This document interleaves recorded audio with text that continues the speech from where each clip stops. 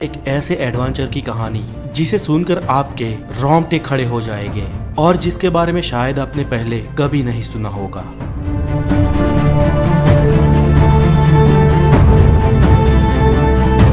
दुनिया के सबसे बड़े शिखर माउंट एवरेस्ट को सर करने की शुरुआत 1921 से ही हो चुकी थी, लेकिन उसकी चोटी तक कोई नहीं पहुंच पा रहा था और एवरेस्ट की चोटी तक पहुंचना इतना आसान भी नहीं था, क्योंकि वहां तक पहुंचने के लिए बेहद ही मुश्किल और खतरनाक हालातों से गुजरना होता था, क्योंकि 29,028 फीट की इस मंजिल के रास्ते में बहुत सारे मौत के दरवाजे हैं।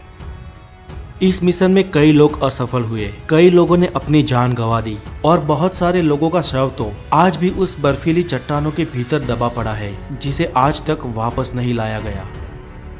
लेकिन फिर भी साहस के शूरवीरों ने हिम्मत नहीं हारी और वो एवरेस्ट की चोटी तक पहुंचने का लगातार प्रयत्न करते रहे। इन कई सारे साहस वीरों में से ही एक थे नेपाल के शेरपा तेनसिंह। सन 1952 में नेपाल के शेरपा तेनसिंह के दिमाग पर एवरेस्ट को सर करने का जुनून सवार था।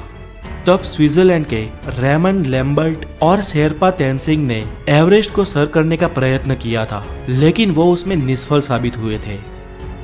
1952 में तेनसिंह और रेमंड लगभग पूरे एवरेस्ट पहाड़ को चढ़ गए थे, लेकिन बेहद कठिनाइयों के चलते उन्हें एवरेस्ट की चोटी से महज 1000 फुट की दूरी से ही वापस आना पड़ा। मंजिल से इतने करीब होकर भी वापस आ जाने का दुख उन दोनों को था, लेकिन तेनसिंह ने हार नहीं मानी। फिर से एक साल बाद सन 1953 में तेनसिंह 7 अंग्रेज और 2 न्यूजीलैंड के पर्वतारोहियों के साथ एवरेस्ट के अभियान के लिए निकल गए। तेनसिंह और एडमंड हेनरी की टीम ने पहाड़ चढ़ने की शुरुआत 9 अप्रैल 1953 के दिन की। बर्फीले रास्ते, माइनस में टेम्परेचर, हिम नदी, कभी भी टूट पड़ने वाली शिलाएं और बर्फीली खाइयों के बीच वो लोग एक के बाद एक कैंप बनाकर अपनी मंजिल के करीब बढ़ते रहे। लगभग 20,000 फुट की ऊंचाई तक पहुंचने के बाद एक छोटी सी दरार को पार करने के लिए हेनरी ने डाइव लगाई, लेकिन उनके भार के कारण बर्फ की चट्टान वहां से खिसक गई और वो हमेशा के लिए उसमें दबने ही वाले थे कि पीछे से समय रहते तेनसिंह ने रस्सी फेंकी और हेनरी ने उसे पकड़कर अपने प्राण बचा लिए। अगर तेनसिंह ने वो रस्सी ना फेंकी होती तो हेनरी उस वक्त अपने जीवन से हाथ धो बैठते। खैर, एडमंड हेनरी और तेनसिंह की टीम धीरे धीरे एवरेस्ट की चोटी से नजदीक आते रहे। उनसे पहले चढ़ाई को शुरू करने वाली चार्ल्स इवान की 9 सभ्यों की एक टीम थी, जो तेनसिंह की टीम से पहले एवरेस्ट को चढ़ने वाली थी। अगर किसी कारण इवान्स की टीम एवरेस्ट में चढ़ने को निष्फल हो या चढ़कर वापस आ जाए, उसके बाद ही तेनसिंह की टीम को आगे बढ़ना था। हेनरी और तेनसिंह की टीम ने लगभग आधे से ऊपर एवरेस्ट को सर कर लिया था। एवरेस्ट की चोटी से पहले आने वाली ये आखिरी छोर सबसे खतरनाक माना जाता है, जहां पर पहुंचते पहुंचते कई लोगों ने आखिर में अपनी जान गंवाई है। एक तरफ इवान्स की टीम इनसे पहले आगे बढ़ रही थी और 26 मई के दिन माउंट एवरेस्ट के शिखर से वो लोग सिर्फ 300 फुट की दूरी पर थे, लेकिन इवान्स और उनके साथी बहुत थक चुके थे। उनके शरीर ने जवाब दे दिया था, उनमें अब एक कदम भी आगे बढ़ाने का हौसला नहीं था और वो चोटी से सिर्फ 300 फीट की दूरी पर वापस लौट गए। यहाँ पर इतिहास किसी और के नाम पे ही लिखा जाने वाला था। इवान्स की टीम के पीछे लौटते ही अब तेनसिंह और हेनरी की टीम को आगे बढ़ना था।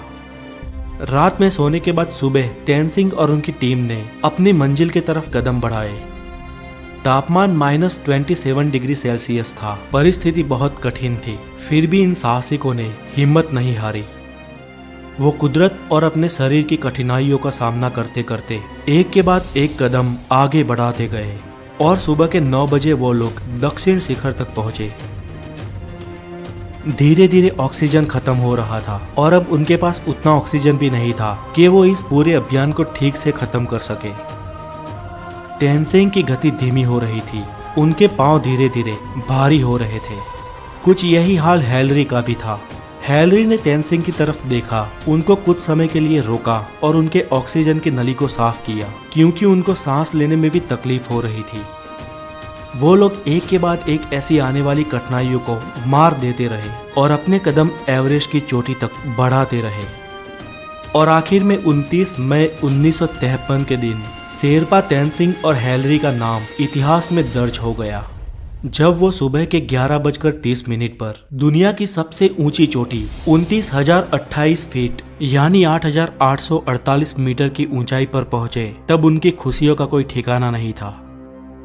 ये एवरेस्ट की चोटी के कुछ रियल वीडियोस है जो किसी भी इंसान को मंत्रमुग्ध करते हैं। इस तरह विश्व के लिए दुर्गम एवरेस्ट का शिखर नेपाल के शेरपा तेनसिंग और न्यूजीलैंड के एडमंड हिलेरी ने सर कर लिया और इस तरह इंसानियत ने और एक कुदरती विषमता को परास्त कर दिया। आज के लिए इतना ही, और अगर आपको ये डॉक्यूमेंट्री अच्छी लगी हो तो इसे हो सके उतने शेयर और लाइक करें। अगली वीडियो में हम आपके लिए लाने वाले हैं इंसानियत की और एक जीत की सच्ची कहानी, द नॉर्थ पोल यानी उत्तर ध्रुव के बारे में। अगर आप नए हैं तो हमारे चैनल